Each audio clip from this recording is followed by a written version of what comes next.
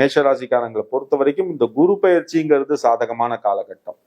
அதாவது நீங்க எடுக்கக்கூடிய அத்தனை முயற்சிகளுக்கும் உங்களுக்கு வெற்றி இலக்குங்கிறது இந்த ஒரு வருஷத்து குரு பயிற்சி காலகட்டத்துல உங்களுக்கு குரு பகவான் சாதிச்சு காமிச்சிருவார்.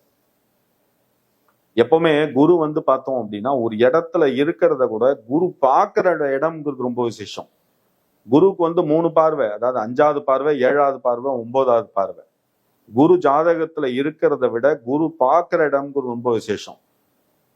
இந்த பார்வை உங்களோட மேஷராசிக்காரங்களுக்கு பதியிற இடங்கள் பார்த்தீங்க அப்படின்னா டெஃபினட்டா உங்களுக்கு அதை விட நீங்க புண்ணிய பண்ணின இடங்கள் எதுவுமே கிடையாது.